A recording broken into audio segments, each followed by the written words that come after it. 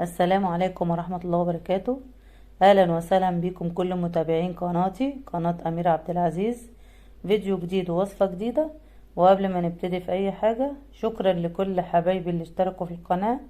النهاردة ان شاء الله هنعمل مع بعض المكرونة البشاميل المتماسكة زي بتاعة المطاعم بالظبط. شوفوا دلوقتي هنطلع مع بعض قطعة وهي لسه خارجة من الفرن، وشوفوا هي قد ايه متماسكة حتى وهي سخنة جدا. شايفين ما شاء الله شكلها جميل جدا ازاي، وطعمها يجنن تحفة والله يا جماعة. لما تجربوها بطريقتي ان شاء الله مش هتبطلوا تعملوها. شايفين بسم الله ما شاء الله طعمها جميل وريحتها تجنن وشكلها يفتح النفس. ويلا بينا نشوف الطريقة مع بعض.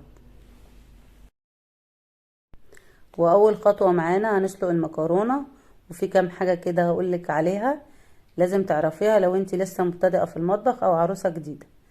وهي ان لازم المية تكون بتغلي، وبعدين تحطي المكرونة ومعلقة زيت ونص معلقة ملح صغيرة وتقلبي، وما ينفعش تغطي المكرونة وهي بتتسلق وطلعيها نص سوا كده يعني فيها شدة وانتي بتاكليها، ومكرونة البشاميل مش بتتشطف، وكده تكون اول خطوة خلصت.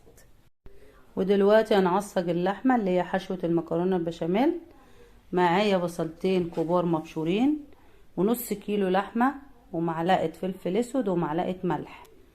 دلوقتي جبنا الحلة حطيناها على النار وحطينا معلقة سمنة كبيرة ونزلنا بالبصلة بتاعتنا وهنبتدي نقلب. لو عايزة تحطي زيت حطي، عايزة تحطي زيت على سمنة حطي.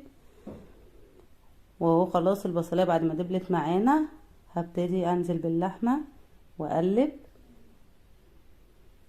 اهو لحد ما تاخد اللون ده كده، وهنزل بكوباية الطماطم بتاعتنا المبشورة ودي بتدي طعم جميل جدا للحمة.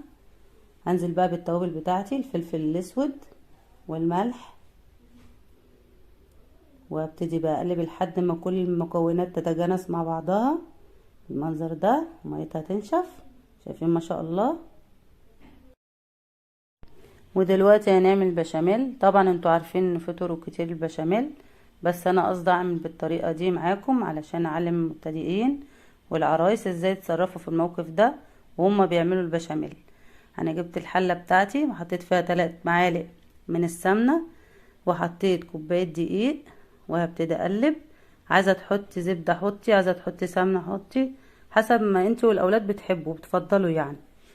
وضفت الكوبايه التانية وهقلب.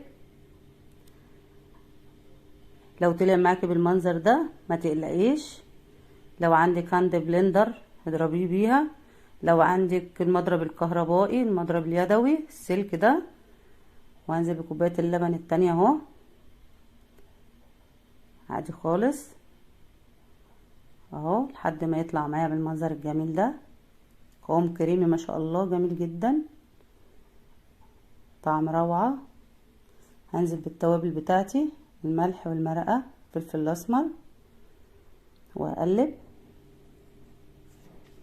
وبعدين بعد ما عملته قسمته نصين، نص قلبت فيه المكرونه والنص التاني عينته للوش علشان احطه على الوش بعد ما ارص المكرونه في الصينيه.